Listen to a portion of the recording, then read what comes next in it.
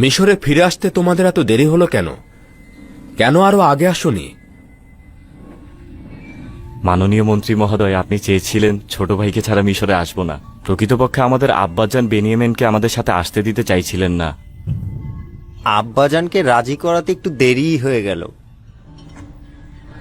তোমরা তোমাদের কথার সত্যতা প্রমাণ করেছ।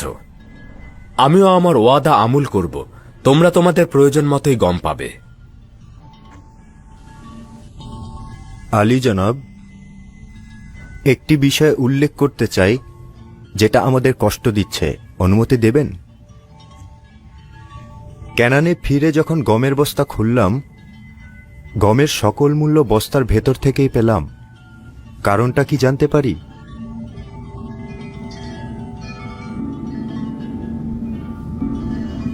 আমরা কি কোনো ভুল করেছিলাম যার কারণে আমাদের মুদ্রাগুলো ফেরত দেওয়া হয়েছে? তোমাদের কি মনে হয়? মনে হয় আমাদের পরীক্ষা করা হয়েছে। আপনি হয়তো দেখতে চেয়েছেন আমরা মুদ্রাগুলো ফেরত দেই কিনা।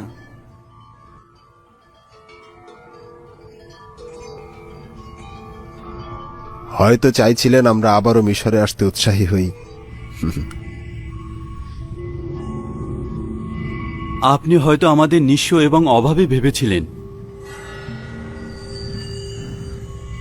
তোমরা যা ভাবছ হয়তো সেটাই তোমাদের জন্য ভাবা উচিত, কিন্তু আমি চাইছিলাম তোমাদের বৃদ্ধ পিতাকে হাদিয়া হিসাবে দিতে, কেননা তোমরা অত্যন্ত সম্মানের সহিত তাকে স্মরণ করেছিলে। তোমাদের মতো পুত্রের জন্য তার গর্ব করা উচিত।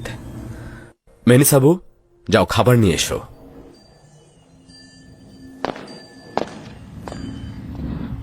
তোমাদের কাছে একটা অনুরোধ করছি, যারা একই মায়ের গর্ভে জন্মেছ তারা মুখোমুখি বসবে।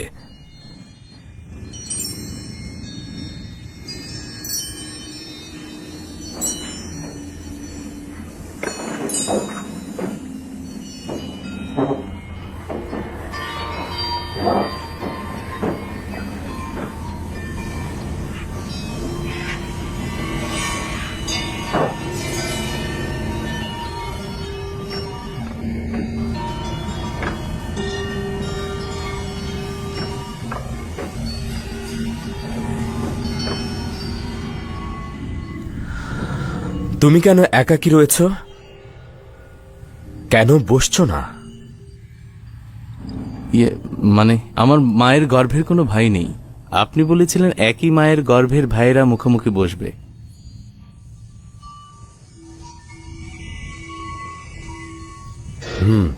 যদি তুমি চাও তবে আমার কিনারায় বসতে পারো।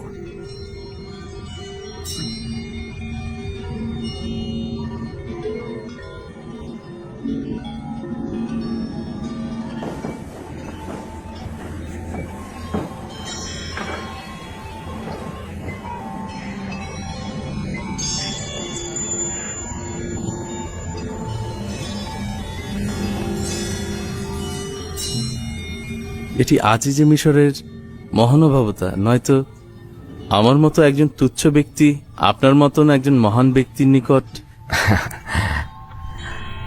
আরে বসো বসো। আমি খাবার টেবিলে একাকী বসে খেতে পছন্দ করি না। কত সুদর্শন ও প্রশান্তিদায়ক চেহারা তোমার। আচ্ছা, শিশুবেলার কোনো স্মৃতি কি তোমার মনে আছে? আমার ছোটবেলা ভাই ইউসুফের সাথেই কেটেছে। আমার সবকিছুই মনে আছে। তোমার পিতার সম্পর্কে বলো। তিনি অনেক বৃদ্ধ হয়ে গিয়েছেন। আমার ভাই ইউসুফের বিচ্ছেদ তাকে বৃদ্ধ ও অন্ধ করে দিয়েছে।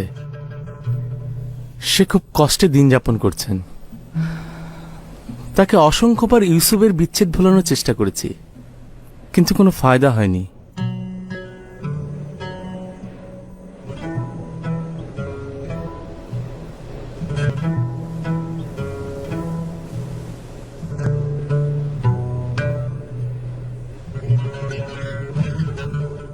আপনি আমার আব্বাজানের জন্য কান্না করছেন?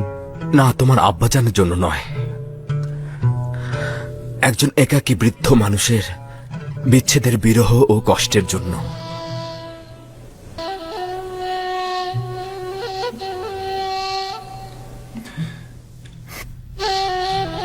আচ্ছা, তোমার ভাই কি মারা গেছেন? এরা বলেছে নেকড়ে তাকে খেয়ে ফেলেছে। এটা আমি শুনেছিলাম, কিন্তু অনুমান করছি এদের কথায় হাকিকত নেই। তোমরা 10 জন ভাই দাঁড়িয়ে থাকলে আর তোমার ভাইকে নেকড়ে খেয়ে ফেললো?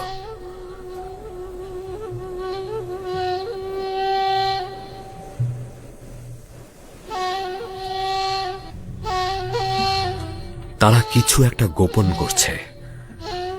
ধারণা করছি তোমার ভাই জিন্দা রয়েছে।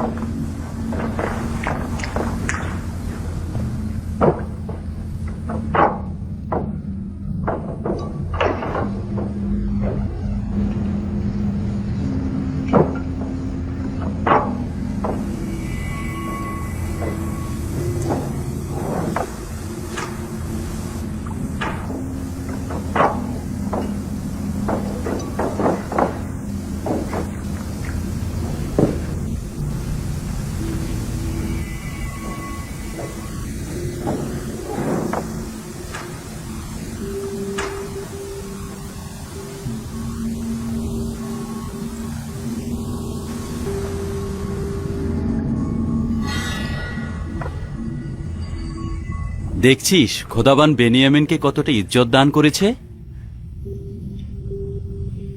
পৌঁছুতে না পৌঁছুতেই আজিজে মিশরের সঙ্গী হয়ে গেছে।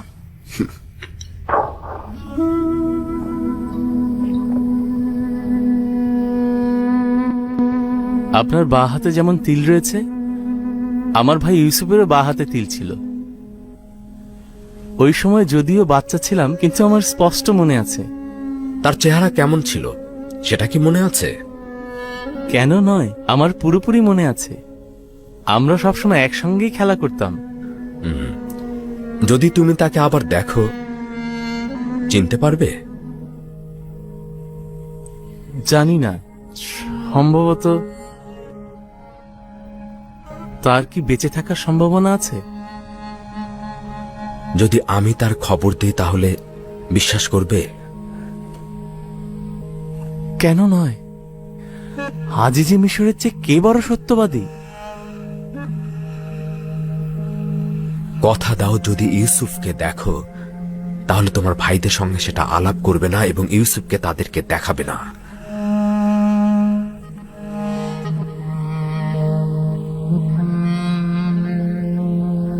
হ্যাঁ, কসম খাচ্ছি। শুধুমাত্র তাকে একবার দেখতে চাই আমি। কোনো কথাও বলবো না, কাউকে জানাবও না। ইউসুফ কোথায়? মহান পবিত্র একাত্মবাদী খোদার পয়গম্বরের কসম, তাকে আমাকে দেখান। আপনার কাছে তাগাত করছি। শান্ত হও। আমি কি বলেছি সেটা কি তুমি বুঝতে পারোনি? তুমি সবকিছু নষ্ট করে দেবে, তারা তো সব জেনে যাবে।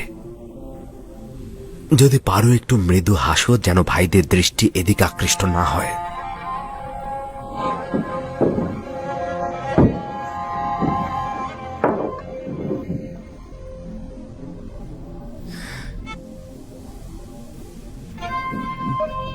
দেখতেই পাচ্ছ, নিজের উপরে পুরোপুরি নিয়ন্ত্রণ রয়েছে আমার।